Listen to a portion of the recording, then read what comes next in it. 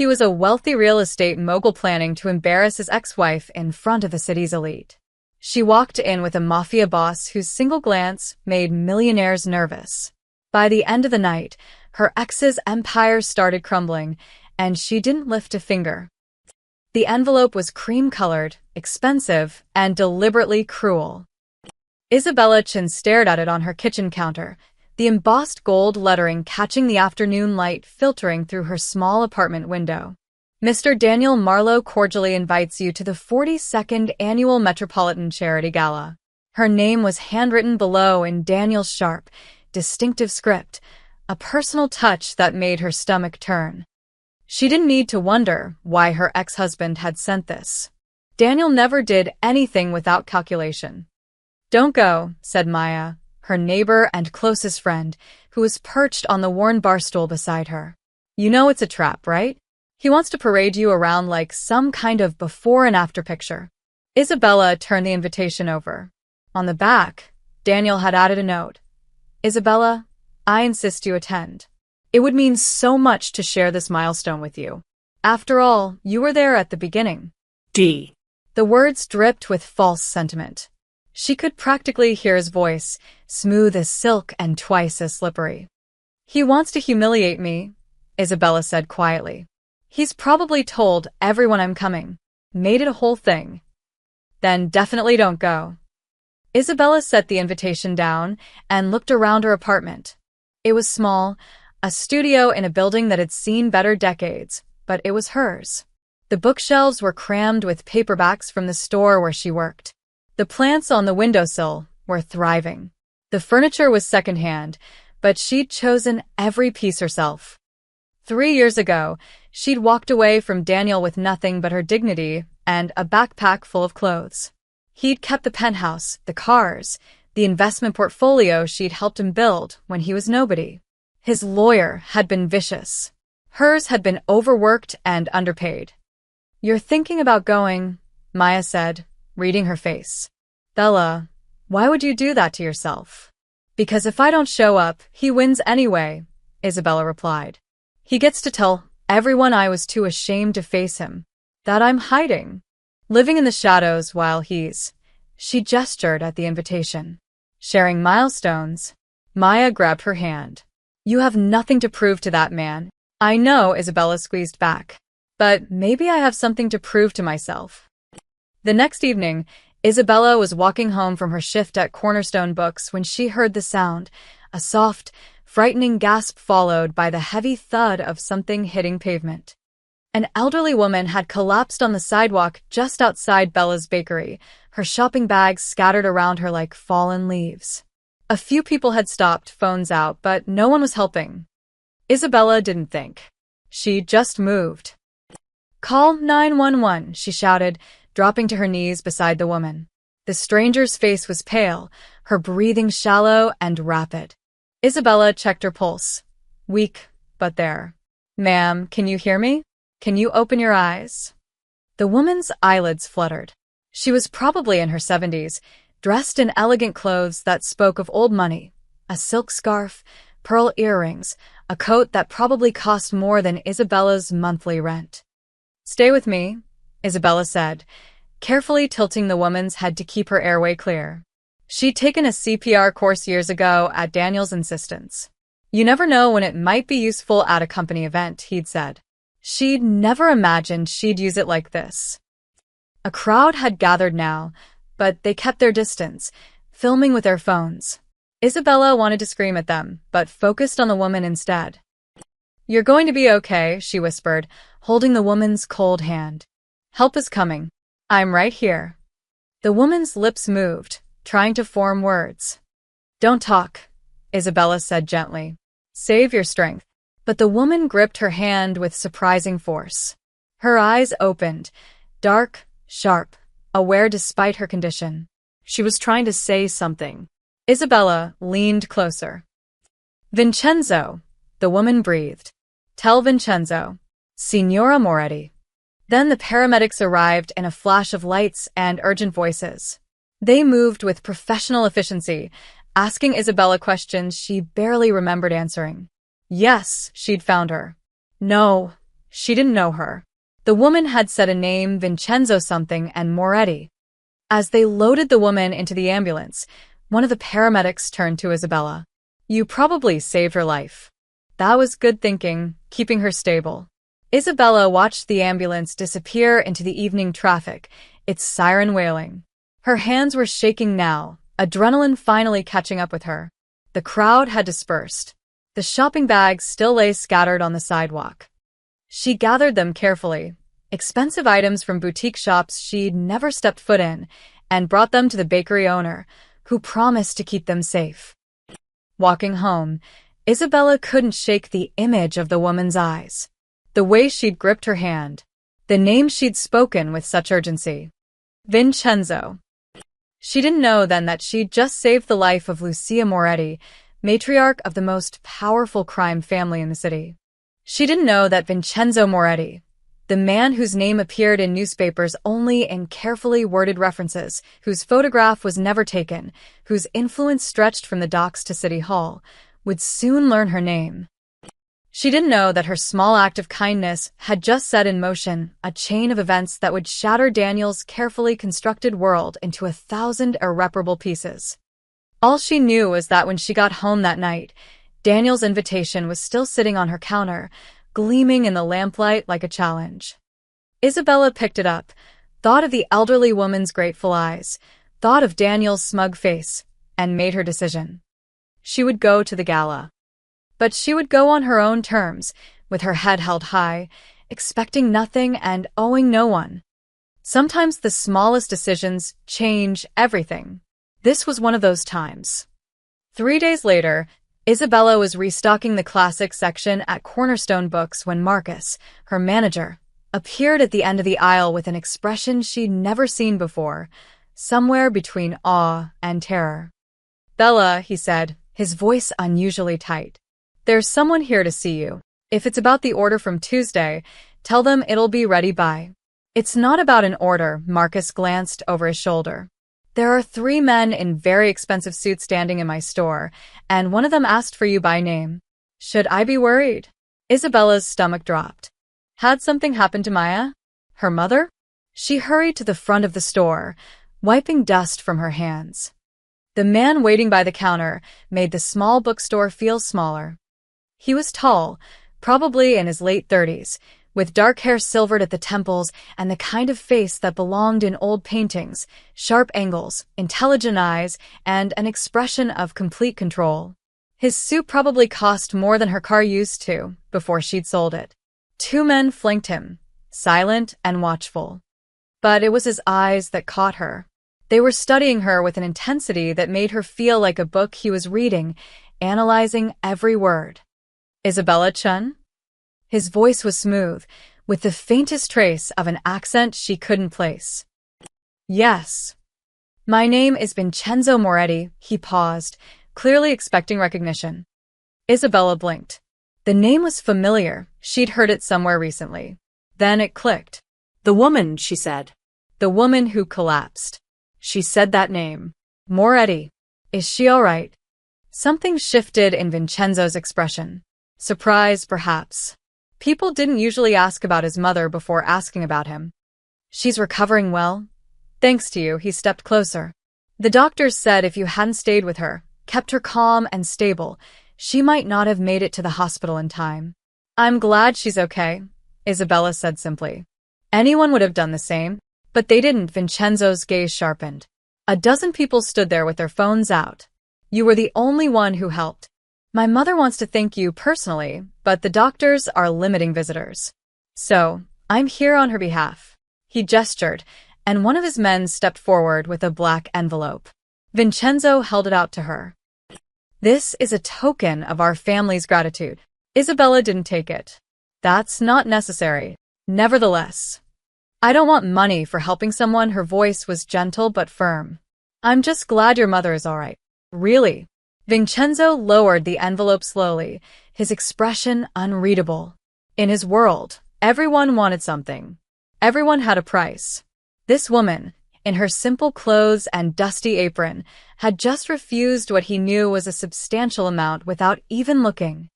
You're an unusual person, Miss Chen, he said quietly. I'm really not, Isabella smiled.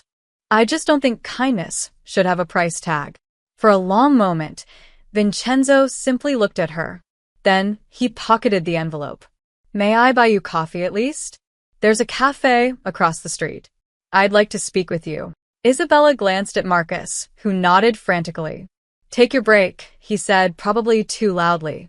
The cafe was nearly empty. Vincenzo's men positioned themselves by the door and window, casual to anyone not paying attention, but Isabella noticed. She sat across from him, cradling a cup of tea she hadn't asked for, but that had appeared anyway. You're not afraid of me, Vincenzo observed. Should I be? Most people are. I don't know you well enough to be afraid, Isabella said. You seem intense. But your mother raised you, and she seemed like a kind woman. That says something. Vincenzo laughed, a genuine sound that seemed to surprise even him. My mother would like you very much. They talked. Somehow it became easy. He asked about her work, her life. She found herself mentioning the gala, the invitation from her ex-husband, the small act of defiance in deciding to attend. Vincenzo's expression changed when she mentioned Daniel Marlowe's name. It was subtle, a slight narrowing of the eyes, a tension in his jaw. Daniel Marlowe, he repeated. The real estate developer. You know him? Of him, Vincenzo's tone was carefully neutral. And he invited you to humiliate you. It wasn't a question. Isabella looked down at her tea. Probably. But I'm going anyway. When? Saturday night. Vincenzo was quiet for a moment. When he spoke, his voice was definite, brooking no argument. I'll escort you. Isabella's head snapped up. What? No, I couldn't. You saved my mother's life. You refused payment. The least I can do is ensure you walk into that gala with your head high. He leaned forward slightly. Miss Chen, do you know who I am? I'm starting to get an idea, she admitted. Then you understand that if I walk into that gala with you on my arm, no one will dare disrespect you, including your ex-husband. That's exactly why I can't accept, Isabella said firmly. I don't want to use you as some kind of weapon against Daniel. That's not who I am. I'm not offering to be your weapon, Vincenzo's eyes held hers. I'm offering to be your escort, your shield if necessary. But mostly, I'm offering you the choice to walk in there as yourself, not as Daniel Marlowe's ex-wife, but as Isabella Chen, the woman who saves lives and asks for nothing in return. Isabella hesitated. Everything in her screamed that this was too much, too complicated. But another part of her, the part that was tired of being small, of being overlooked, of being something Daniel had discarded, whispered differently. I don't want to be transformed, she said carefully. I don't want to become someone I'm not just to impress people I don't care about. Then you won't be. Vincenzo pulled out his phone. Type something. My tailor will prepare something elegant, but comfortable. You'll look like yourself, just elevated. Nothing more. Against every logical instinct, Isabella found herself nodding. Okay, she whispered. Okay. Vincenzo smiled. A real smile this time, warm and genuine. Saturday night, Miss Chen. I promise you won't regret this. As she walked back to the bookstore, Isabella wondered if she'd just made the best decision of her life or the most dangerous one. She'd find out in 3 days. Daniel Marlowe stood at the entrance of the Grandview Hotel ballroom, champagne in hand, feeling like a king surveying his kingdom. Everything was perfect. The crystal chandeliers cast the right amount of golden light. The string quartet played softly in the corner. 300 of the city's most influential people filled the room. Investors, politicians, old money families, and the new tech billionaires trying to buy their way into society. And beside him stood Cassandra Wright, his fiancée, in a dress that cost more than most people's cars. She was everything Isabella wasn't, blonde, polished, from a family whose name appeared on museum wings. Is she here yet? Cassandra asked, scanning the crowd with barely concealed excitement. Not yet. Daniel checked his watch. 8:15. Isabella was late. Perfect. It made her eventual entrance even more pathetic. He could already imagine her shuffling in, wearing something cheap from a department store, overwhelmed by the wealth and glamour. He'd positioned himself specifically at the entrance. Everyone arriving would have to pass him.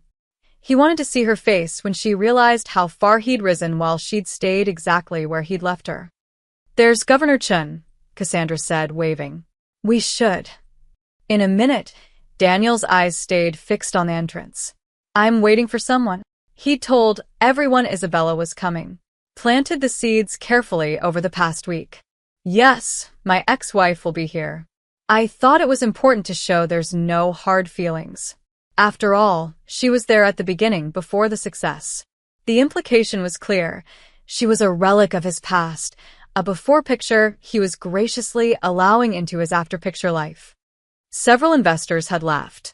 A few had looked uncomfortable, but they'd all remembered. 8:20. 8:25.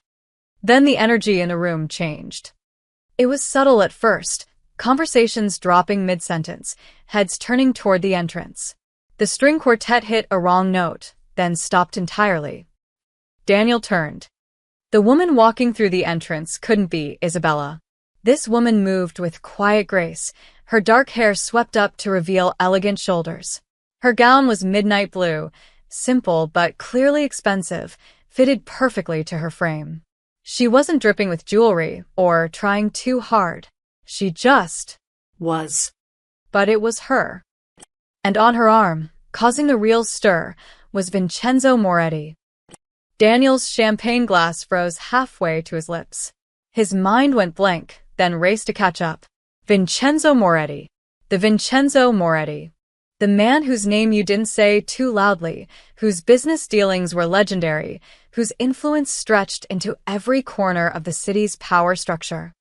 Walking into his gala with Isabella. "Oh my God," Cassandra breathed beside him. "Is that—" "Shut up," Daniel hissed. The room had gone almost silent. People weren't even pretending not to stare.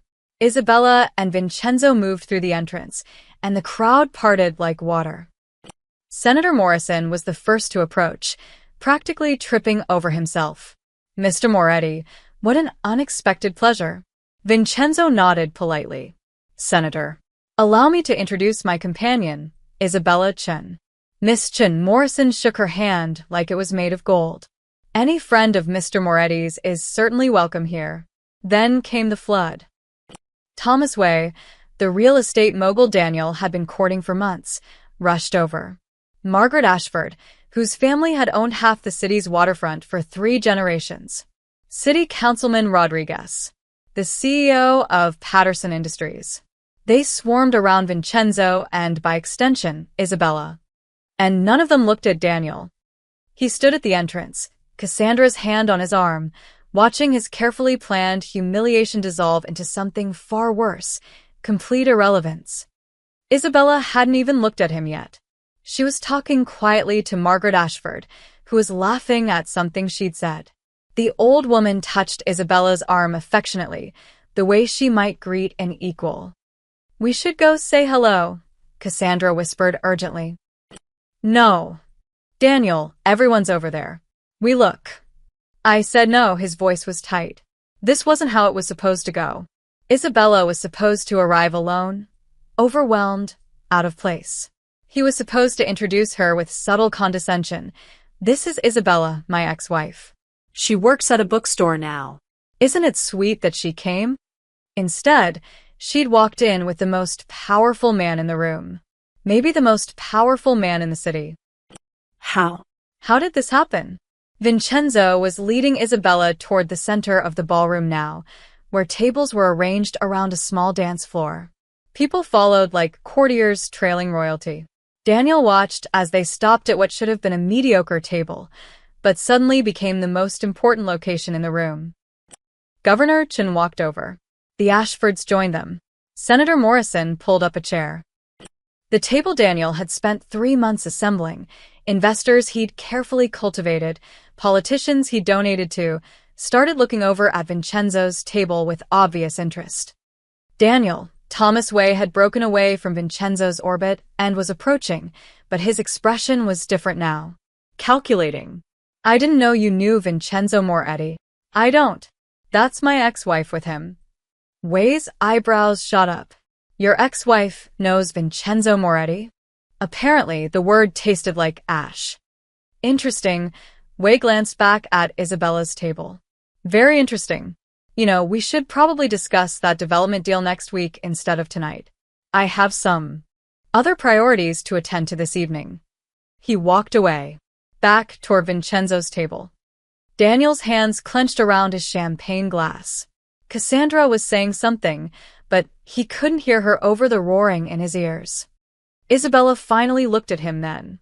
Their eyes met across the ballroom. She didn't smile triumphantly, didn't smirk or gloat. She just looked at him with calm, level eyes, the same eyes that had looked at him 3 years ago when she'd signed the divorce papers and walked away with nothing. Then she turned back to her conversation with the governor's wife, dismissing him as completely as if he didn't exist. And Daniel Marlowe, standing at the entrance to his own gala, realized with cold, creeping horror that the night had only just begun. And he'd already lost. The first hour was torture. Daniel moved through his own gala like a ghost, watching his carefully constructed evening slip through his fingers. Every conversation felt hollow, every handshake perfunctory. People smiled at him, said the right things, but their eyes kept drifting toward the center table, where Isabella sat beside Vincenzo Moretti. The silent auction is performing well, Cassandra said, trying to fill the awkward silence as they stood alone near the champagne fountain. We've already raised 40,000 more than last year. Daniel barely heard her. He was watching Robert Patterson, CEO of Patterson Industries and the investor he'd spent 6 months courting, lean in to say something to Isabella. She laughed, a genuine sound that carried across the room. Patterson looked delighted. That was supposed to be my table, Daniel muttered. What? Patterson. The Ashfords. Senator Morrison. I arranged for them to sit at my table.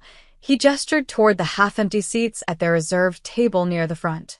They were supposed to be my guests, but one by one, they'd made excuses. So sorry, Daniel, but I really should pay my respects to Mr. Moretti. You understand. They'd migrated to Isabella's table like planets pulled into a new orbit. The worst part was that Isabella wasn't doing anything. She wasn't networking aggressively or name-dropping. She just sat there, composed and present, listening more than talking. When she did speak, people leaned in. When she smiled, they smiled back. It was infuriating. Maybe you should go talk to them, Cassandra suggested.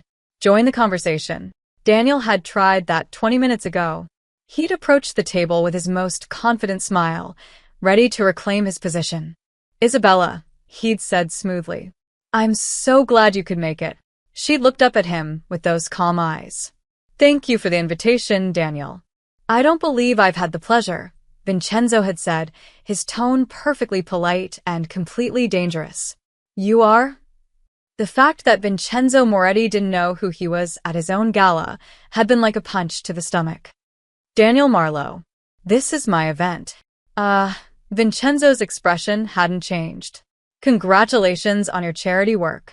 Then he turned back to Senator Morrison, effectively ending the conversation. Daniel had stood there for 3 excruciating seconds before retreating. Now, 90 minutes into the gala, he was watching his professional life rearrange itself around a woman he discarded 3 years ago.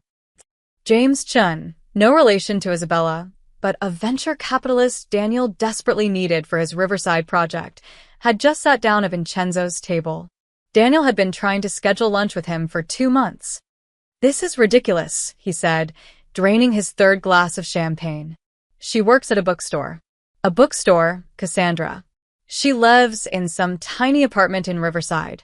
And they're treating her like she's with Vincenzo Moretti, Cassandra finished quietly. Which she is. She doesn't belong in his world any more than she belonged in mine. Cassandra looked at him strangely. Daniel, you were a nobody when you met her. She was the one with the business degree. She's the one who helped you get your first investors. That's not. Daniel stopped. He didn't like remembering those early days. The tiny apartment they'd shared. the ramen dinners, Isabella working 2 jobs while he built his company. He'd convinced himself over the years that she'd been holding him back, that leaving her had been necessary for his success. But looking at her now, radiant in the center of the room, he felt something shift. Not regret. Daniel Marlowe didn't do regret, but something close to it. Something that tasted like loss. The evening dragged on.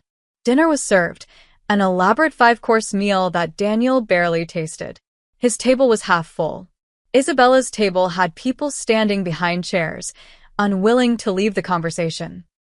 During the main course, Daniel saw Margaret Ashford hand Isabella a business card. The old woman was smiling, genuinely warm. She never smiled at anyone. "She's probably inviting her to the foundation luncheon," Cassandra observed. "That's invitation only. I've been trying to get invited for 2 years." Daniel stabbed at his filet mignon. The meat was perfect, prepared by a Michelin-starred chef he'd paid a fortune to bring in. It tasted like cardboard. Between courses, people came to shake Vincenzo's hand. They acknowledged Isabella with the same respect, sometimes more. Daniel watched as she spoke with a tech CEO about books, just books, nothing about business, and the man was hanging on her every word. She hadn't changed, he realized with growing bitterness. She was exactly the same person she'd been when they were married. Genuine, present, real. The city's elite, drowning in pretense and calculation, were drawn to her authenticity like moths to flame. And she still hadn't looked at him. Not really. She'd acknowledged him once at the beginning, then moved on as if he were just another guest. Not her ex-husband. Not the man who'd invited her here to humiliate her. Just no one special. That hurt more than any insult could have. "I need some air," Daniel said abruptly, standing. "The speeches start in 20 minutes, Cassandra reminded him.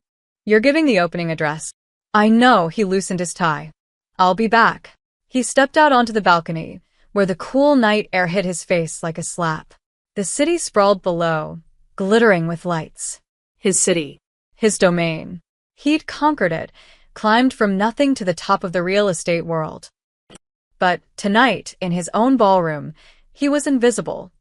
And Isabella, kind, simple Isabella, who'd walked away with nothing, was the only person anyone wanted to see. Daniel returned to the ballroom 5 minutes before his speech, his jaw set and his mind made up. If he couldn't win by being the biggest success in the room, he'd win by reminding everyone exactly who Isabella was and who she wasn't. The MC was announcing him now. "Ladies and gentlemen, please welcome our host for this evening, the founder of Marlowe Development Group and this year's Humanitarian Award recipient, Daniel Marlowe." Applause filled the room. Polite, appropriate, but not enthusiastic. Daniel mounted the small stage, adjusting the microphone. The spotlight was warm on his face. He'd given 100 speeches like this. He knew how to work a crowd. His eyes found Isabella's table. She was watching him with that same calm expression, her hands folded in her lap. Vincenzo sat beside her, completely still, dark eyes unreadable. "Good evening," Daniel began, flashing his most charming smile. "Thank you all for being here tonight. This gala represents something I've always believed in, the importance of giving back, of using success to lift others up." More applause. He was hitting his stride now. "When I started Marlowe Development 13 years ago, I had nothing but ambition and vision. I worked 80-hour weeks. I took risks that terrified me. And slowly, brick by brick, I built something real." He paused for effect. "But success doesn't come alone. It requires sacrifice. It requires knowing when to hold on and when to let go." A few people shifted uncomfortably. Anyone who'd been paying attention knew his history with Isabella. "I've learned that true achievement belongs to those who earn it," Daniel continued, his voice taking on an edge. "Not those who simply attach themselves to it. In this city, we've all seen people try to claim credit for success they didn't build. People who stand in rooms like this, basking in reflected glory that isn't theirs to claim." The room had gone very quiet. Cassandra, standing near the back, looked horrified. Daniel pressed on. There's a difference between being self-made and being adjacent to success. Between earning your place and having it handed to you by association. He looked directly at Isabella's table now, not even trying to be subtle.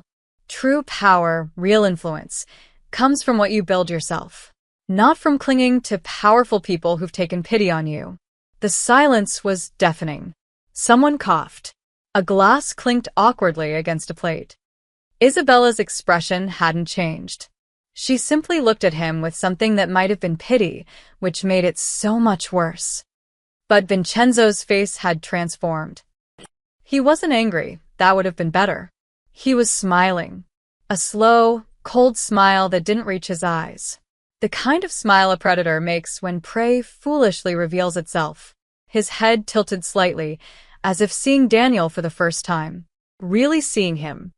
Senator Morrison, sitting 2 seats down from Vincenzo, had gone pale. Margaret Ashford was staring at Daniel with open disappointment. Robert Patterson was looking at his plate, as if wishing he could disappear into it. Daniel realized, too late, that he'd miscalculated badly. But tonight isn't about the past, he said quickly, trying to recover. It's about the future. About the children's hospital wing that your generous donations will build. About making a real difference in our community. He rushed through the rest of his speech, thanking sponsors, announcing donation totals, introducing the video presentation about the charity. His words felt hollow, mechanical. The warmth had drained from the room. When he finished, the applause was scattered and brief. People were already turning back to their conversations, dismissing him. As Daniel stepped off the stage, he caught Vincenzo leaning close to Isabella, whispering something. She nodded slightly. Vincenzo then reached into his jacket and pulled out his phone, typed something quickly, and set it face down on the table with the deliberate care of someone placing a chess piece. That simple gesture, that quiet, controlled movement, sent ice through Daniel's veins. Vincenzo looked up then, meeting Daniel's gaze across the room. That smile was still there, patient, calculating. The smile of a man who had just made a decision and would see it through with methodical precision. James Chun, the venture capitalist, leaned over to Senator Morrison and whispered something. Morrison shook his head, looking troubled. One by one, the people at Vincenzo's table seemed to shift, creating an almost imperceptible distance between themselves and Daniel's line of sight. That was Cassandra appeared at his elbow, her voice tight. Daniel, what were you thinking? I was thinking someone needed to put things in perspective. You just publicly insulted Vincenzo Moretti's guest, her fingers dug into his arm. At your own charity event. In front of every power broker in the city. She's my ex-wife. I have a right to. You have a right to nothing. Cassandra's voice was sharp, frightened. Do you understand who that man is? My father told me stories about the Moretti family. They don't forget. They don't forgive. It's a free country. He can't do anything just because I made a speech. But even as Daniel said it, he felt the weight of Vincenzo's gaze. The man hadn't moved, hadn't made a scene, hadn't said a single word. He just sat there beside Isabella, that cold smile playing at his lips, his phone face down on the table like a promise. Around them, the gala continued. People mingled, drinks flowed, the string quartet resumed playing. But something had fundamentally shifted. Daniel could feel it in the way people's eyes slid away from his. In the way conversations paused when he approached. In the way his own guests at his own event suddenly had somewhere else to be. Isabella stood then, gracefully, taking Vincenzo's offered arm. They moved toward the exit, and the crowd parted for them with a respect bordering on reverence. As they passed Daniel, Isabella paused. Thank you for inviting me, she said quietly, her voice devoid of triumph or anger. I hope your charity receives the support it deserves. Then she was gone, Vincenzo at her side, leaving Daniel standing in the middle of his ballroom surrounded by 300 people and feeling more alone than he'd ever felt in his life. He'd wanted to humiliate her. Instead, he'd signed his own execution order. He just didn't know it yet. Daniel woke up Sunday morning to 17 missed calls and 43 text messages. His head pounded from too much champagne and too little sleep. He'd spent half the night pacing his penthouse, replaying the gala in his mind, trying to convince himself it hadn't been as bad as it felt. The first text he opened was from his PR director, Amanda Reeves. "We need to talk. Now." He called her back. She answered on the first ring. "Tell me you didn't approve the Post article," she said without preamble. "What article?" "The one your lawyer authorized at 3 a.m. Her voice was tight, with controlled fury. "The one that's currently trending on every social media platform in the city." Daniel pulled up his tablet with his free hand, opened the city news aggregator. The headline hit him like a freight train. Marlowe's mystery. Real estate mogul's ex-wife crashes charity gala with notorious figure. Below it, a statement attributed to sources close to Marlowe Development Group, : "While Mr. Marlowe graciously extended an olive branch to his former spouse out of charity, her appearance at Saturday's gala, with questionable company, was clearly a desperate bid for relevance. It's unfortunate when individuals attempt to leverage others' success and others' dangerous connections for attention they haven't earned. Mr. Marlowe wishes Ms. Chen well, but hopes she'll find more appropriate ways to seek the spotlight." "I didn't," Daniel started. "Your lawyer, Richard Chen, sent it to 6 outlets at 3 a.m. Amanda cut him off. "Said you wanted to control the narrative before the society pages ran their stories. Did you, or did you not give him authorization?" Daniel's memory was fuzzy. He remembered calling Richard after he got home, furious and drunk, ranting about Isabella, about the humiliation, about how someone needed to set the record straight. Had he told Richard to release a statement? He honestly couldn't remember. "The message is fine," Daniel said, his headache intensifying. "It's the truth." "The truth?" Amanda's laugh was bitter. "Daniel, do you know what else is trending? Photos of you standing alone at your own gala, while every major investor in the city sat at Isabella Chen's table. Video clips of your speech, which, by the way, everyone interpreted exactly as you intended. And now this statement calling her desperate? She needed someone to. She didn't need anything." Amanda's professional composure cracked.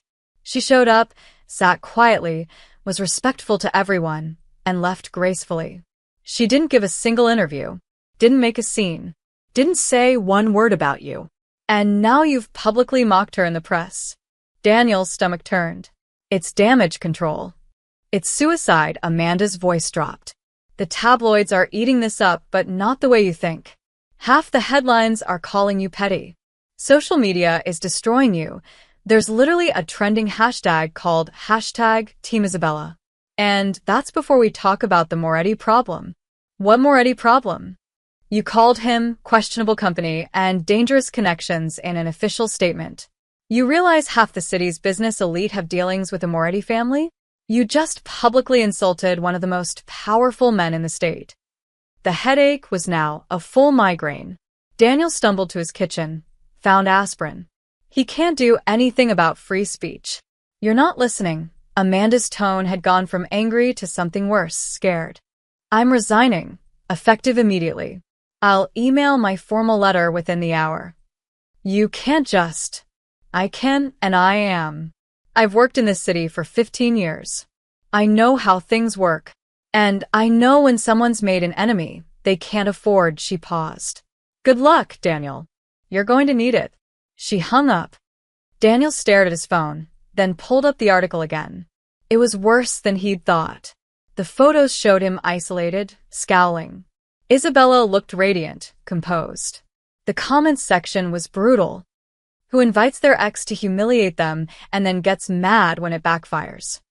Imagine being this insecure. She literally just sat there, and he's having a meltdown. Daniel Marlowe really thought he was doing something. "Sir, you played yourself." His phone rang. His mother. "Don't answer any calls today," she said the moment he picked up. "Your father and I are getting questions from our friends. They're asking if you've lost your mind." "Mom, that Chen girl was always too good for you. I told you that when you divorced her. And now you're trying to humiliate her in the papers."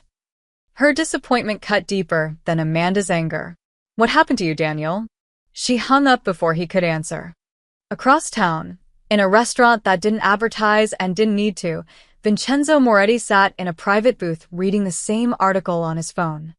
His espresso sat cooling beside him, untouched. He'd read the statement 3 times, his expression growing colder with each pass.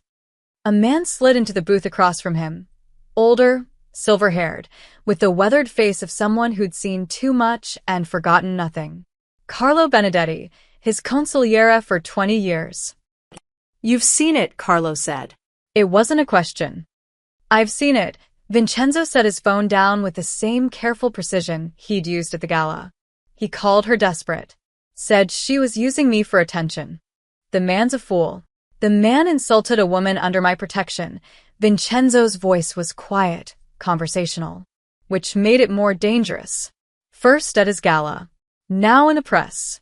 He's made it public, made it personal. Carlo waited. He knew Vincenzo well enough to know when a decision had been made. Isabella doesn't know, Vincenzo continued, almost to himself. She's probably at work right now, stocking books, living her life. She saved my mother's life and asked for nothing. And this man, this arrogant, petty man, is trying to destroy her reputation because his ego is bruised. What do you want done? Vincenzo picked up his espresso, took a single sip, set it down. When he spoke, his voice was as calm as if he were ordering dinner. Squeeze him. Carlo nodded once. How hard? Until he understands exactly who he's dealing with. Vincenzo's eyes were ice. But quietly. I want him to feel it everywhere, all at once, with no idea where it's coming from. I want him to watch his world collapse and wonder why. And if he reaches out, tries to apologize, then he's smarter than I think he is. Vincenzo stood, buttoning his jacket. But men like Daniel Marlowe don't apologize. They double down. They blame others. They never learn. He paused at the booth's entrance, looking back at Carlo. Start with his supply chains. Then his permits. Make it look like bad luck, bureaucracy, coincidence, unfortunate timing. Nothing that traces back to us. And Isabella? She knows nothing. This is business. Vincenzo's voice softened slightly. Make sure no reporter bothers her. If anyone approaches her for comment, they should suddenly lose interest in the story. Carlos smiled. Consider it done. As Vincenzo walked out into the bright Sunday morning, he thought about Isabella's face at the gala. The calm dignity, the quiet strength, the way she'd thanked Daniel even after his public insult. She was kind, decent, good, which meant she needed someone who wasn't. By Sunday evening, Daniel had managed to convince himself the PR disaster would blow over. Social media outrage lasted 48 hours at most. People had short memories. He'd weather this storm like he'd weathered others. Then his phone rang at 6:47 p.m. Mr. Marlowe? The voice belonged to Stephen Kowalski, operations manager for his flagship project, the Riverside Tower development. We have a problem. Daniel was halfway through his second scotch, trying to relax. What kind of problem? Faro Concrete just called. They're suspending deliveries to all our sites, effective immediately. The glass paused halfway to Daniel's lips. What? Why? They're citing permit issues. Said the city flagged some discrepancies in our construction permits, and they can't deliver materials until it's resolved. Liability concerns. Kowalski sounded stressed. I checked with the city. There's no record of any flags. But Faro's adamant. They won't budge. Daniel's mind raced. Faro Concrete supplied 6 of his active construction sites. They'd had a contract for 3 years. Never a single issue. Call their CEO. Offer him. I did. He wouldn't take my call. His assistant said the decision came from higher up and it's final. Higher up than the CEO? That's what she said. Daniel set his scotch down carefully. What about Riverside Tower? We're supposed to pour the foundation next week. That's the problem. Without Faro, we're dead in the water. I can try to source from Continental Concrete, but they're booked solid for the next 2 months. Everyone else is either too expensive or too far away to make the timeline work. Find someone. I don't care what it costs. I'm trying. But Mr. Marlowe, Kowalski hesitated. This is weird. Pharaoh's never pulled out of a contract before. Ever.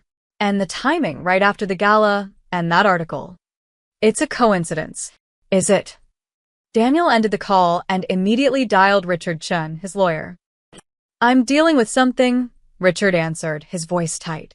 Can this wait? No. Pharaoh Concrete just suspended our contract, citing phantom permit issues. I need you to. Daniel, I can't help you right now. I've got my own situation. What situation? The city suddenly decided to audit all permits filed by my firm in the last 18 months. 18 months. They're sending inspectors tomorrow. I've got 42 active cases, and they want documentation for every single 1 inch. A cold finger traced down Daniel's spine. That's not normal. No, it's not. Richard's voice dropped. And it started about 2 hours after I sent out that press release this morning. Draw your own conclusions. He hung up. Daniel stood in his penthouse living room, the city lights glittering below, and felt the first real tremor of fear. His phone buzzed. Email from the city planning department. He opened it with shaking hands. Riverside Tower Development, Permit Review.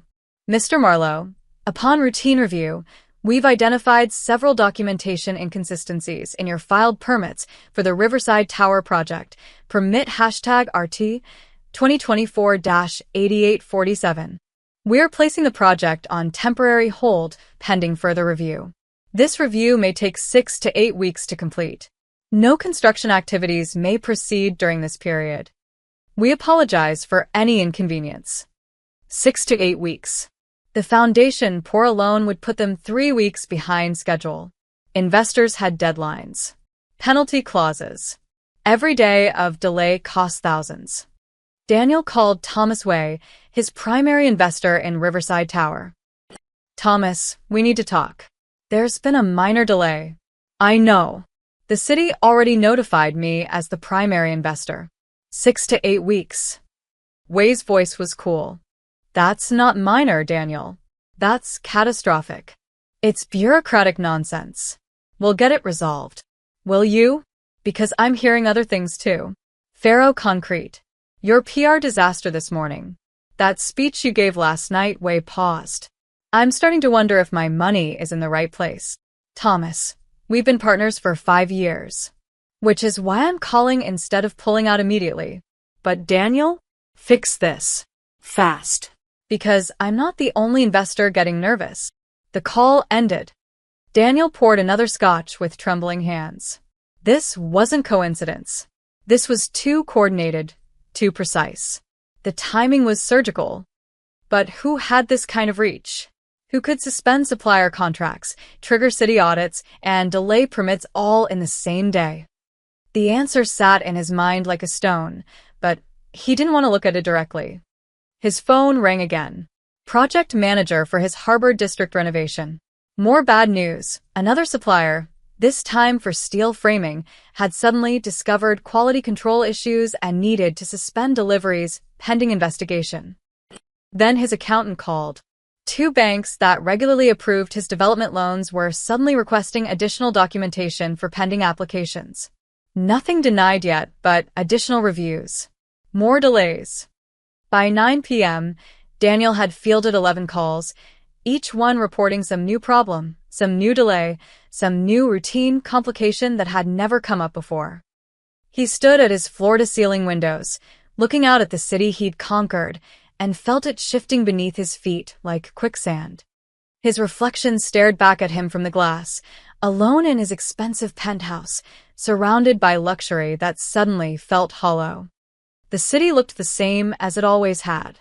Lights twinkling, traffic flowing, life continuing. But somewhere out there, invisible hands were pulling strings he couldn't see, tightening a noose he'd put around his own neck. He thought about Vincenzo Moretti's cold smile, the way he'd set his phone down on the table with such careful deliberation, the way the power brokers had shifted, creating distance. You just publicly insulted Vincenzo Moretti's guest, Amanda had said. They don't forget. They don't forgive. Daniel's hand clenched around his glass. This couldn't be happening. Not over an ex-wife. Not over a charity gala speech and a press release. This was America. This was business. You couldn't just destroy someone because... But even as he thought it, he knew he was lying to himself.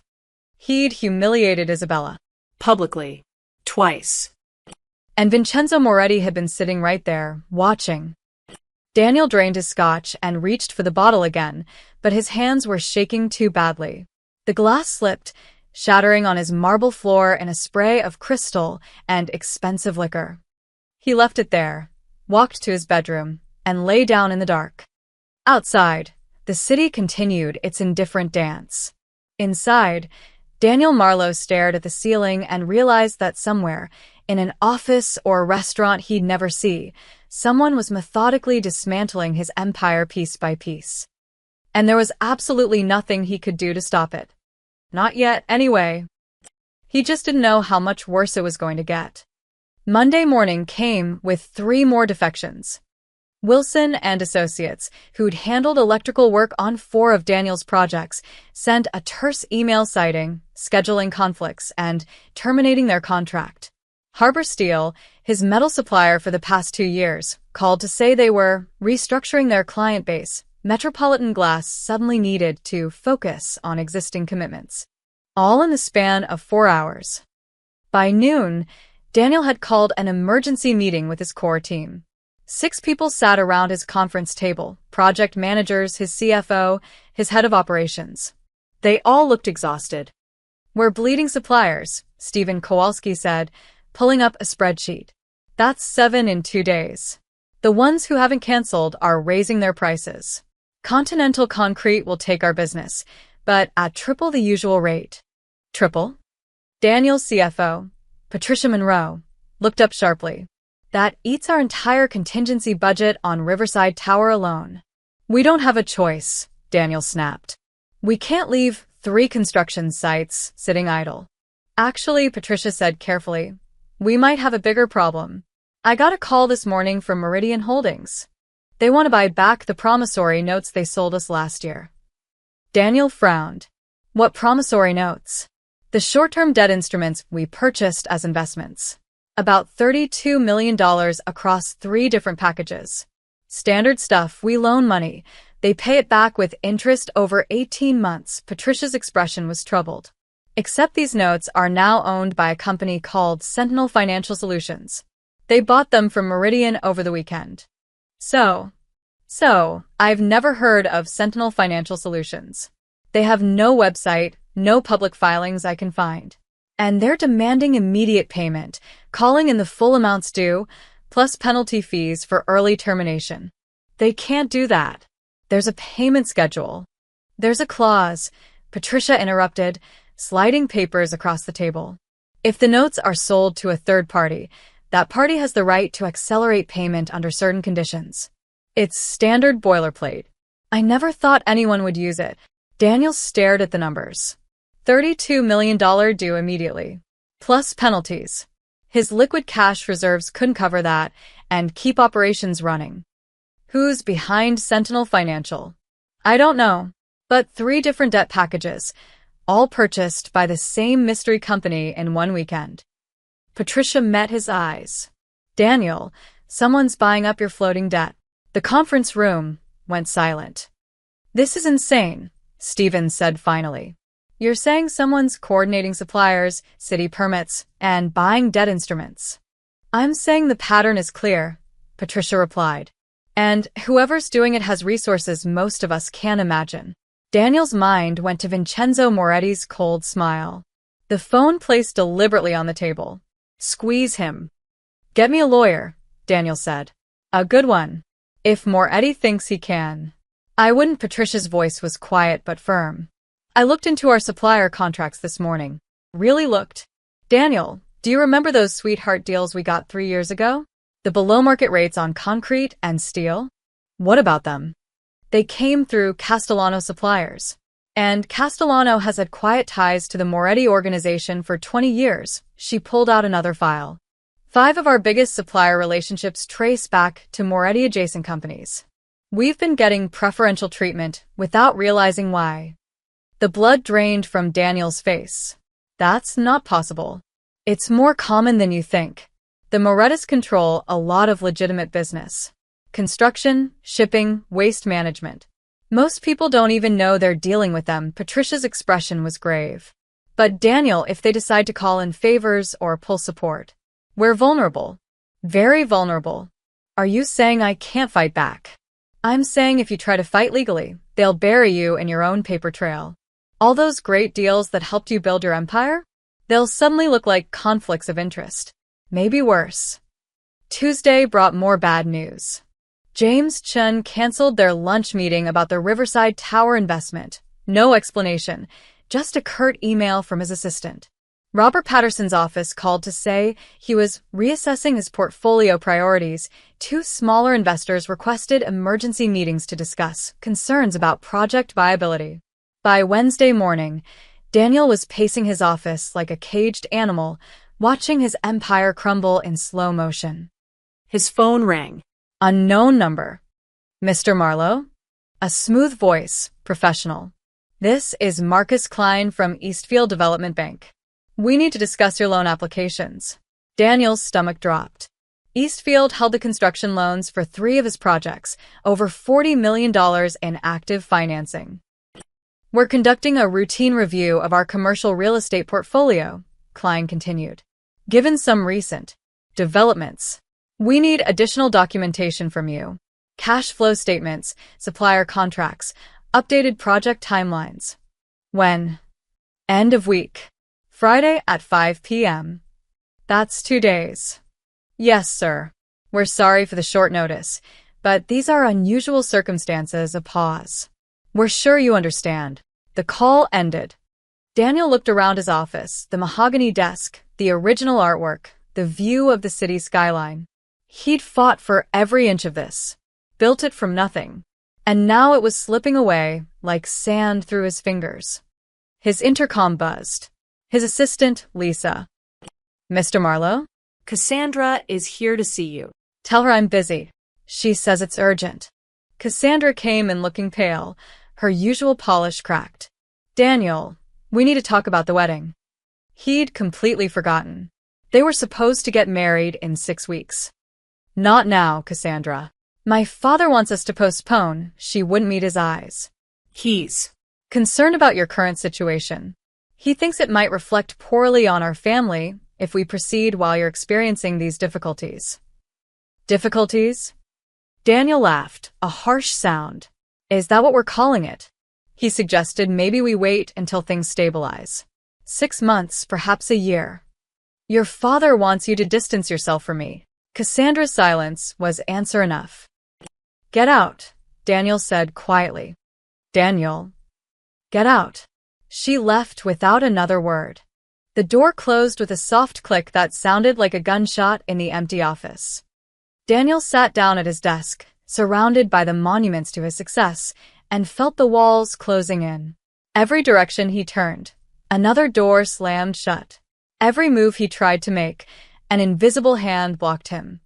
Somewhere in the city, Vincenzo Moretti was watching, waiting, tightening the noose with patient, methodical precision. And the worst part, the absolute worst part, was that Daniel had done this to himself. All because he couldn't let Isabella have one night of dignity. His empire was burning, and he was holding the matches. Isabella shelved the last copy of Pride and Prejudice and stepped back to admire the display. The classic section at Cornerstone Books was finally organized exactly the way she wanted, alphabetical by author, with featured titles facing out to catch customers' eyes.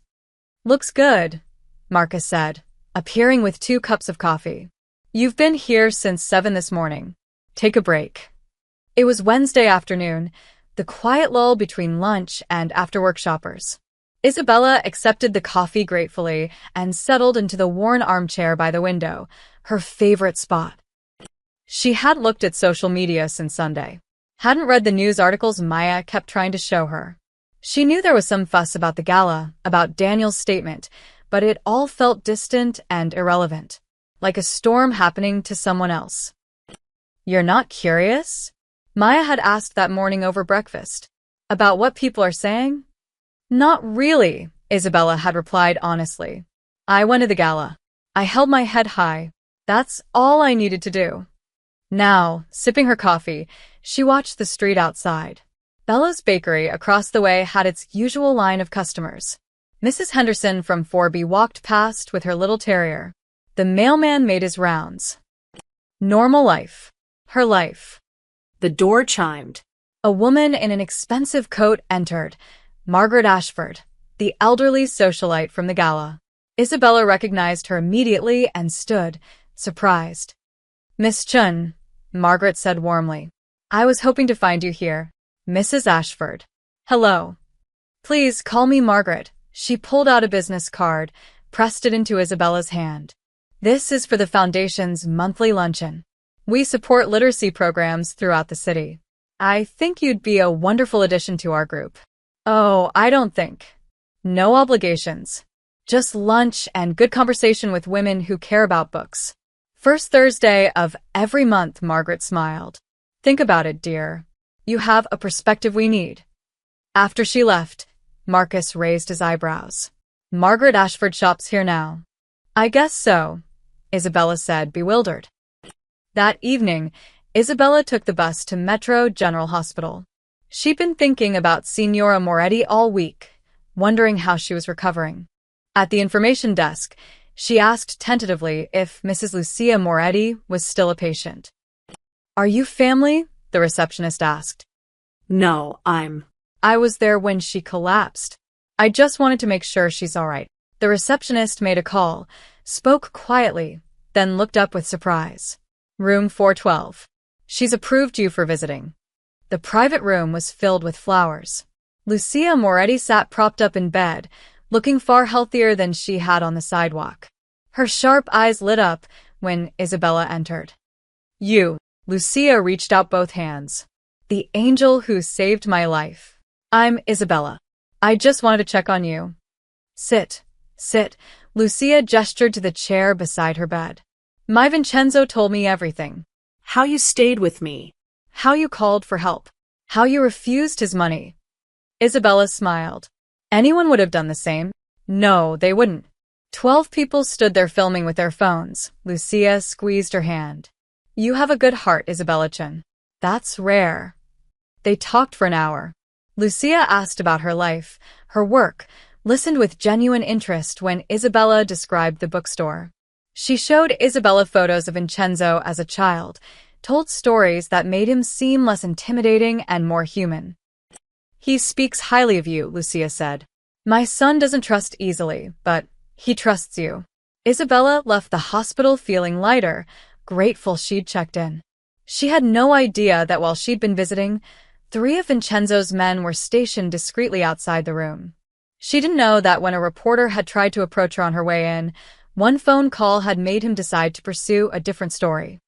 She was simply living her life, unaware of the protection surrounding her. Thursday morning, Isabella helped old Mr. Chun from 3C carry his groceries upstairs. That afternoon, she covered a shift for Marcus so he could attend his daughter's school play. After work, she stopped by the community center to drop off the books she'd collected for their literacy program. Miss Chun, Roberto, the program director, greeted her enthusiastically. I was just thinking about you. We got an anonymous donation yesterday, $50,000 for new books and supplies. The biggest gift we've ever received. That's wonderful. I know. And the donor specifically mentioned they were inspired by community members like you. Roberto shook his head in amazement. Can you believe it? Someone actually notices the work we do. Isabella smiled, helping him unload the boxes. She had no idea the donation had come from a Moretti family foundation, quietly routed through 3 shell companies. No idea that Vincenzo had made a single phone call after learning she volunteered here. She just thought it was good luck. That evening, Maya came over with Thai food and wine. Okay, I have to tell you what's happening, Maya said, pulling up her phone. Daniel's company is imploding. Suppliers dropping him, Permits delayed. Investors pulling out. It's all over the business news. Isabella took a bite of pad thai. That's unfortunate. Unfortunate? Bella, this started right after the gala. Right after he tried to humiliate you. Maya's eyes were wide. People are saying it's not a coincidence. Business is unpredictable, Isabella said quietly. Things go wrong sometimes. You really don't see it, do you? Maya stared at her. Vincenzo Moretti escorts you to a gala. Daniel insults you publicly. And suddenly Daniel's empire starts crumbling. You don't think those things are connected? Isabella set down her fork. She'd been trying not to think about it, but Maya had just said it out loud. If they are connected, she said carefully, it's not because of anything I did. I didn't ask for revenge. I don't want it. But if someone decided to give it to you anyway? Isabella was quiet for a long moment, thinking about Vincenzo's cold smile at the gala. The way he'd set his phone down with such deliberate precision. The way the whole room had shifted. Then I hope, she said finally, that it stops before someone gets hurt. But even as she said it, she knew it was too late. Whatever forces had been set in motion that night at the gala were beyond her control now. She could only be herself, kind, honest, living her simple life, and hope that was enough. She fell asleep that night in her small apartment, her plants thriving on the windowsill, her books stacked beside her bed, completely unaware that across the city, Daniel Marlowe was drowning in consequences of his own making. She didn't need to fight her own battles. Someone else was doing it for her, quietly and completely, in the shadows where power truly lived. And tomorrow, she'd wake up and go to work and be kind to strangers and live her life, because that's what Isabella Chen did. It was enough. It had always been enough. Some people just needed to learn that the hard way. Day 10 after the gala, Daniel sat in his conference room facing 7 very angry people. His board of directors had called an emergency meeting. Thomas Wei was there, along with the other major investors. Their expressions ranged from furious to coldly calculating. Patricia Monroe sat at the far end of the table, looking exhausted. Let me make this simple, Thomas said without preamble. In 10 days, you've lost 7 suppliers, had 4 projects frozen by permit delays, watched 3 major investors pull out, and had your construction loan called for review. Your company is hemorrhaging money and credibility. So I'll ask once, what the hell is going on? Daniel had barely slept in 3 days. His eyes were bloodshot, his usually perfect appearance disheveled. It's a coordinated attack. Someone's targeting the company through what? Bad business practices? Another investor, Helen Rodriguez, cut him off. I did some digging, Daniel. Those sweetheart deals you got 3 years ago? They came from Moretti-connected suppliers. You've been getting preferential treatment, and now it's gone. That's not an attack. That's reality. I didn't know about the connections. But you knew enough to publicly insult Vincenzo Moretti's guest at your own charity gala. Thomas's voice was ice. Then you released a press statement calling her desperate and mocking his dangerous connections. Did you think there wouldn't be consequences? This is America. He can't just destroy a legitimate business because... He's not destroying anything, Patricia spoke up quietly. He's just removing the advantages you didn't know you had. Everything happening to you is technically legal. Suppliers exercising contract clauses. City doing routine permit reviews. Banks conducting standard risk assessments. She met his eyes. It just all happens to be occurring at the same time. Helen leaned forward. Here's the reality. I have $8 million invested in your projects. Right now, those projects are frozen. I'm losing money every day. And you know what every other investor in this city is asking me? Why would you stay with someone who made an enemy of Vincenzo Moretti? So, what do you want me to do? Daniel's voice cracked slightly. Fix it, Thomas said flatly. Apologize. Publicly. Make this right with Isabella Chen. Maybe, if you show humility, some of this pressure eases. I'm not apologizing for telling the truth. The truth? Helen's laugh was bitter. The truth is you invited your ex-wife to humiliate her, and it backfired spectacularly. The truth is she showed more class in one night than you've shown in your entire career. The truth is you're letting your ego destroy this company. The room fell silent. There's more, Patricia said quietly. She slid papers across the table. Sentinel Financial is demanding immediate payment on those promissory notes. $32 million plus penalties. We don't have that kind of liquid capital, not with projects frozen. We'd have to sell assets or take on new debt at terrible rates. Unless, Thomas said carefully, the company restructures. You sign over majority ownership to the investor board. We bring in new management. You step back. Daniel's head snapped up. You want me to give up my own company? We want to salvage what's left of it, Helen replied. You've proven you can't separate personal vendettas from business decisions. That makes you a liability. This is insane. I built this company from nothing. And you're burning it to the ground over your pride, Thomas stood. Here's the deal, Daniel. You hold a press conference today. You apologize to Isabella Chen, genuinely, publicly. You announce you're stepping back from daily operations for personal reasons. You sign over 51% ownership to the investor board. And maybe we can stop the bleeding. And if I refuse, then we pull our money. All of it. The company declares bankruptcy by next week, and you lose everything anyway. Thomas's expression was almost sympathetic. At least this way, you might retain some minority stake. Some dignity. Daniel looked around the table.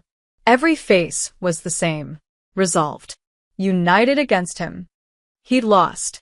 Completely and utterly lost. For hours later, Daniel stood in front of cameras in the Marlowe development lobby, reading from prepared remarks his lawyer had written. His hands shook as he held the paper. I want to address the events of the past week, he began, his voice hollow. At the charity gala and in subsequent statements, I made comments about my ex-wife Isabella Chen that were inappropriate and untrue. Isabella is a person of integrity and character. She attended the gala with grace and dignity, and she deserved better treatment from me. Camera flashes popped. Reporters scribbled notes. I allowed my personal feelings to cloud my professional judgment. This was wrong, and I apologized to Isabella publicly and sincerely. I also apologize to Mr. Vincenzo Moretti and his family for any disrespect my comments caused. The words tasted like ashes. Additionally, I'm announcing that I will be stepping back from daily operations of Marlowe Development to focus on personal matters and allow fresh leadership to guide the company forward. I'm grateful to our investors for their continued support during this transition. Translation: he'd been forced out of his own company. I hope that moving forward, we can all learn from these mistakes and conduct ourselves with more thoughtfulness and respect. Thank you. He walked away without taking questions, the shouted inquiries following him like accusations. In his office, he signed the papers Patricia had prepared. 51% of his company, transferred to the investor board. His empire, handed over to people who'd barely been involved a month ago. Thomas watched him sign, then picked up the documents. You should know some of the pressure has already eased. Faro Concrete called an hour ago. They're willing to resume deliveries next week. How convenient, Daniel said bitterly. You did the right thing, Thomas said, and actually meant it. For what it's worth, I hope you figure out what really matters in life. Before it's too late. He left. They all left. Patricia was the last one out, pausing at the door. I'm sorry, Daniel, she said quietly. I really am. Then she was gone too, and Daniel sat alone in his office as the sun set over the city. He pulled up his phone, found Isabella's number. He'd deleted it 3 years ago but had her contact information somewhere in his old files. His thumb hovered over the call button. What would he even say? That he was sorry? That he destroyed his own life out of spite? That she'd been right all along about him, about what mattered, about everything. He set the phone down without calling. Outside his window, the city glittered with lights.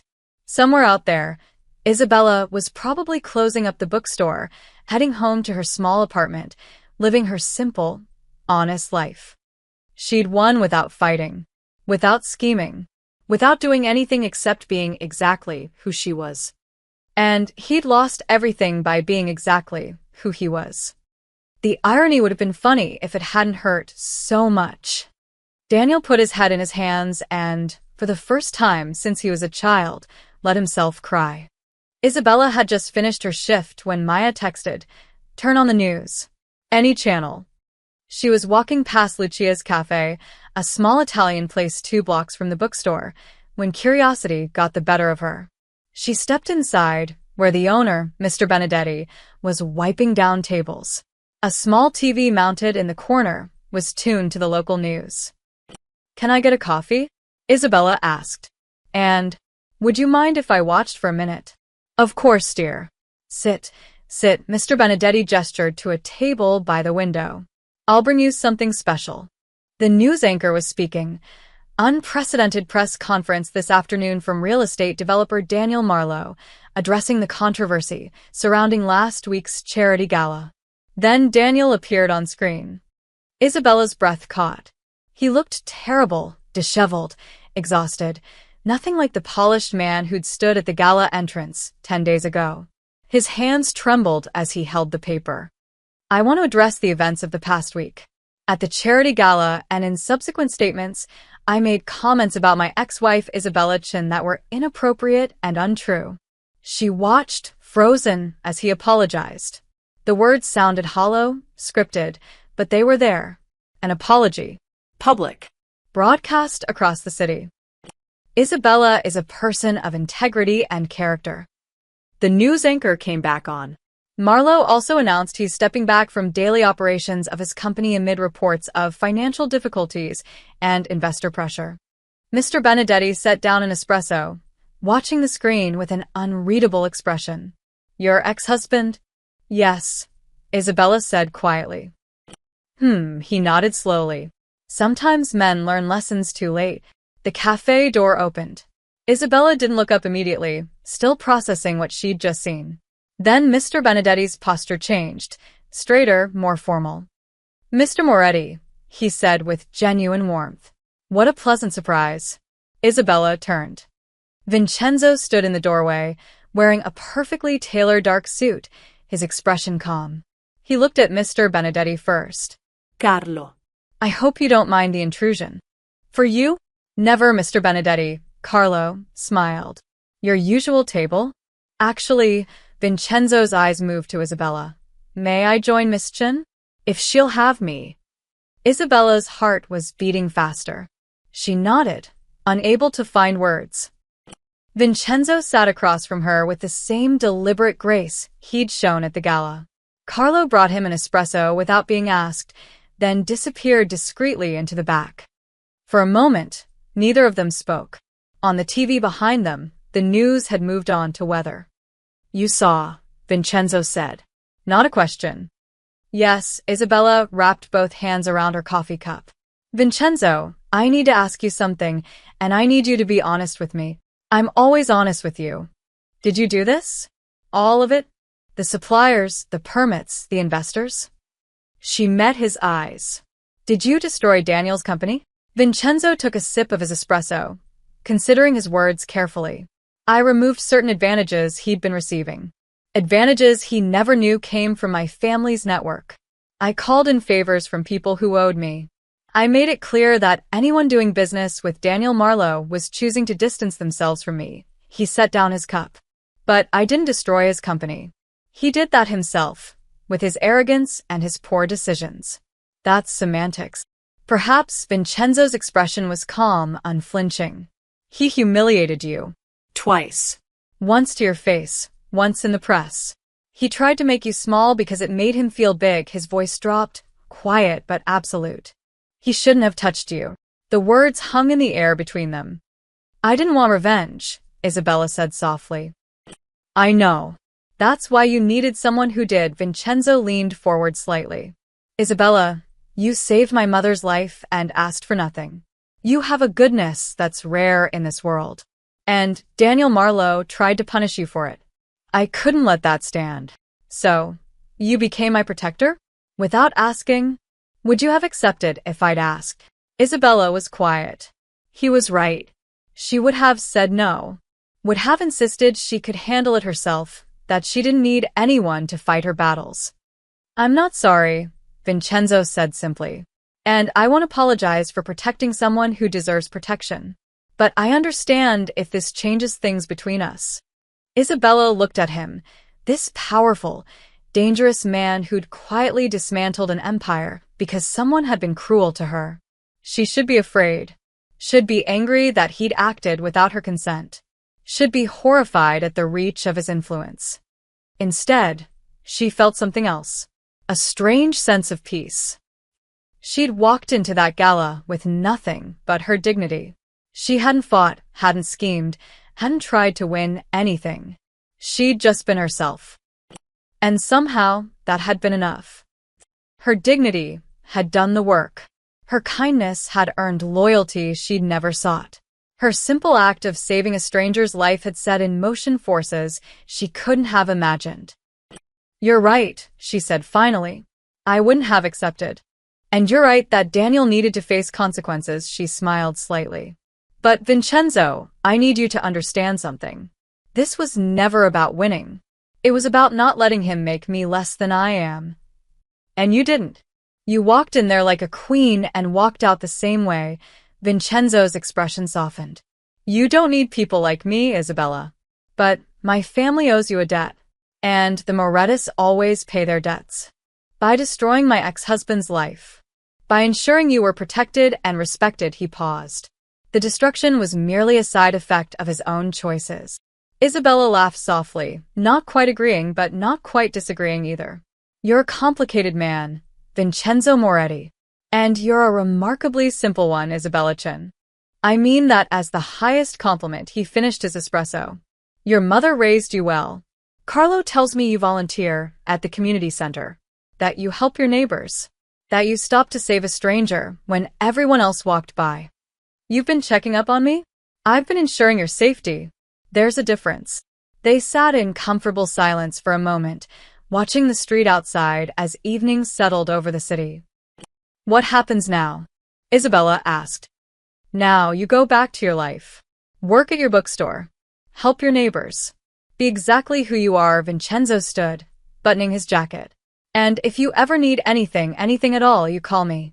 He placed a card on the table. His private number. "I'm not sure I want that kind of power," Isabella said, but she took the card. "It's not power. It's friendship." Vincenzo's smile was genuine, warm. "And perhaps, in time, you'll come visit my mother again. She hasn't stopped talking about you." He left money on the table, far too much for 2 espressos, and walked to the door. There, he paused and looked back. "For what it's worth, Isabella, the world is better with you in it. Daniel Marlowe forgot that. He won't make that mistake again." Then he was gone, disappearing into the evening with the same quiet efficiency that had characterized everything he did. Isabella sat alone, Daniel's apology still playing in her mind, Vincenzo's card in her hand, and realized something profound. She'd never needed revenge. She just needed to remain herself, kind, dignified, true, and the world had taken care of the rest. Sometimes the greatest power was simply being good in a world that tried to make you bitter. She finished her coffee, left a thank you for Carlo, and walked home through the cooling night, feeling lighter than she had in years. 3 weeks later, Isabella was arranging a window display at Cornerstone Books when she noticed the newspaper headline in the rack by the door. "Marlowe Development sold to Harrison Capital Group." She picked it up, scanning the article. Daniel's company, what remained of it, had been purchased by a larger development firm. Daniel himself had retained only a small percentage of shares and was described as pursuing other interests. The Riverside Tower project was being completed under new management. His other developments had been either sold or absorbed. His name appeared in the 14th paragraph. An afterthought. Marcus looked over her shoulder. "That's your ex-husband's company, right?" "Was," Isabella said quietly, setting the paper back. "Not anymore." She thought about the man she'd married 13 years ago. The ambitious, hungry Daniel who'd worked 3 jobs while building his first project. Somewhere along the way, he'd confused success with worth, money with respect, power with happiness. and it had cost him everything.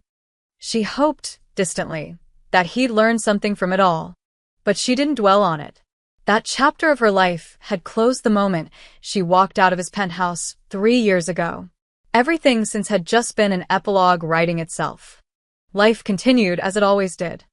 Isabella attended her first foundation luncheon with Margaret Ashford. The women there, society matrons, philanthropists, business leaders, welcomed her warmly. Not because of who she'd been married to, but because Margaret had said she was worth knowing.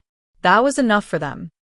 She visited Lucia Moretti twice more at her home, a beautiful brownstone in the historic district. They drank tea and talked about books. Lucia never mentioned Daniel or the gala. She simply enjoyed Isabella's company, grateful for the woman who'd saved her life without asking for anything in return. Vincenzo appeared occasionally, usually with coffee and conversation. Their friendship was easy, built on mutual respect and understanding. He never asked for anything, never expected anything, just checked in, made sure she was well, and disappeared back into his world. The community center's literacy program flourished with its anonymous donation. Roberto hired 2 new teachers and expanded into 3 more neighborhoods. When Isabella suggested they name a reading room after the donor, Roberto smiled mysteriously and said, "The donor specifically requested anonymity. But they did say they were inspired by volunteers like you." Isabella continued volunteering every Thursday evening, reading to children who struggled with words, watching their faces light up when stories finally clicked into place. One evening, 6 weeks after the gala, Maya dragged Isabella to a gallery opening in the arts district. "You need to get out more," Maya insisted. "You work, volunteer, visit old ladies in hospitals. You need fun, Bella." The gallery was crowded with the city's creative class, artists, writers, musicians. Isabella was admiring a painting when she overheard a conversation behind her. "That's Isabella Chen," someone whispered. "Who?" "The woman from the Marlowe Gala. The one who walked in with Vincenzo Moretti and basically ended Daniel Marlowe's career by just existing." Isabella tensed, waiting for judgment. "I heard she works at a bookstore," another voice said, "and volunteers at some community center in Riverside. Just like a totally normal person." That's what makes it so perfect though, right? Marlowe tried to make her feel small, and she walked in there like she owned the place. Didn't say a word, didn't do anything, just Was. And the whole room chose her. Legend behavior, honestly. Isabella turned slightly, catching a glimpse of the speakers. 2 young women in their 20s, artists by the look of their paint-stained clothes. They weren't mocking her. They were inspired by her. She smiled and moved on to the next painting. 2 months after the gala, Isabella received a letter. Expensive paper, careful handwriting. "Dear Isabella, I know I have no right to contact you. I know my apology at the press conference was inadequate and self-serving, but I wanted to write to you privately, with no cameras and no audience. You were right about everything, about what matters, about who I was becoming, about the cost of ambition without character. I've lost my company, my reputation, most of my friends. Cassandra left. My parents barely speak to me. And somehow, losing everything was the best thing that could have happened to me.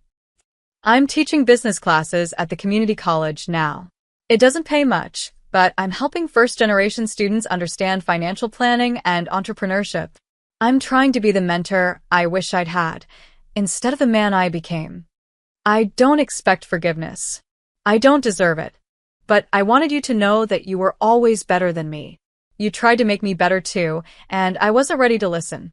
I am now, even if it's too late. I hope you're happy, Isabella. You deserve to be. Daniel." Isabella read the letter twice, then folded it carefully and placed it in her desk drawer. She wouldn't respond. Didn't need to. Daniel's journey was his own now, and she genuinely hoped he found his way. But he was no longer her concern. He hadn't been for a long time. 3 months after the gala, Isabella walked into Cornerstone Books on a crisp November morning. The city had moved on to new scandals, new headlines, new dramas. Daniel Marlowe's name had faded from the news cycle completely. But Isabella's hadn't. Not in the ways that mattered. When she walked through her neighborhood now, people greeted her by name. Shop owners waved. Children from the literacy program ran up to show her their latest books. Mrs. Henderson stopped to chat about her terrier's new tricks.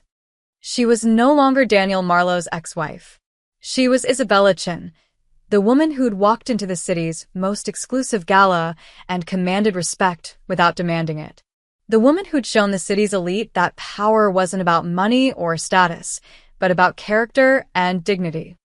She'd shifted the balance in that ballroom simply by being herself. And in doing so, she'd reminded everyone what real power looked like. Marcus was already brewing coffee when she arrived. "Morning, boss," he said with a grin. He'd started calling her that after she'd helped him negotiate a better lease with their landlord, a landlord who suddenly became very reasonable after one phone call to an unlisted number. Isabella smiled, tying on her apron. Morning.